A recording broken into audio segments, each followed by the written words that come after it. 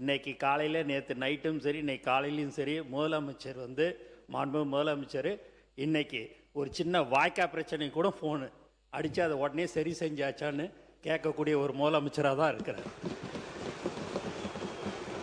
உங்களோட நீங்களாவது 5 வருஷம் டென்ஷன், நாங்கள் தினந்தோறும் டென்ஷனில் இருக்கிறோம். எதுலையோ எந்த ஒரு சின்ன விஷயமா இருந்தாலும் எங்களுக்கு அப்படி ஒரு பயம் இருக்குது.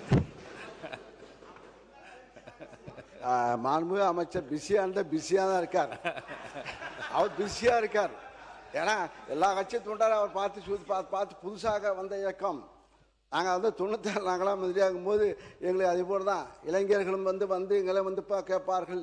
இனிமேல் தான் உங்களுக்கு தெரிய போகுது. பாருங்கள், மேலே எதிர்பார்க்க போது பேசும்போது பேசுவது எளிது, ஆக நடத்தும் போது தான் தெரியும் கஷ்டங்கள். பாருங்கள், இன்னும் கொஞ்சம் 3 மாதம்தான் ஆயிருக்கு.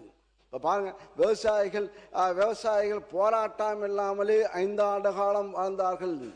அதை பாராட்டணும். 5 ஆண்டு காலம் தமிழகத்தில் விவசாயிகள் போராட்டம்.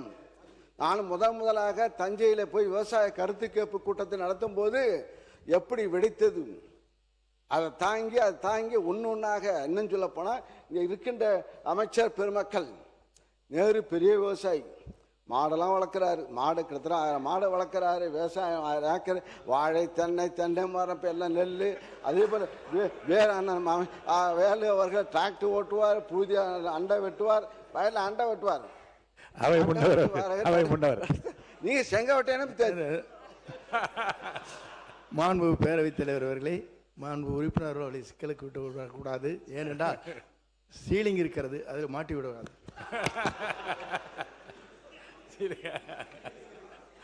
ஆயிரக்கணக்கான சீலிங் அப்ப இருந்தது. இப்போ செங்கோட்டையனுக்கு எவ்வளோக்கு கணக்கு பார்த்தா தெரியும். அமைச்சர் செங்கோட்டை அவர் சென்னை விவசாயி. சட்டத்துறை அமைச்சர் அவர்கள், பேரவைத் தலைவர் அவர்களே, மாண்புமிகு உறுப்பினர் வந்து போற போக்கில் அப்படியே நகைச்சுவையோட சிரிச்சுக்கிட்டே வந்து போராட்டங்கள் இல்லாத ஒரு ஆட்சின்னு சொன்னாரு. போன ஆட்சியில விவசாயிகள் போராட்டம் பண்ணி அவங்க மேல குண்டாஸ் போட்ட அரசு போன அரசு.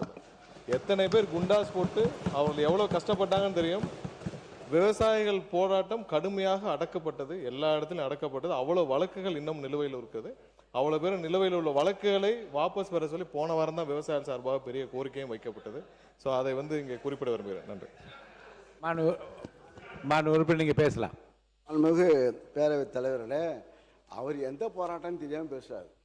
அது திருவண்ணாமலை சிப்காட்டில் எடுக்கும்போது நடந்த போராட்டம், அதை பற்றி அவர் பேசுகிறார். விவசாயிக்கு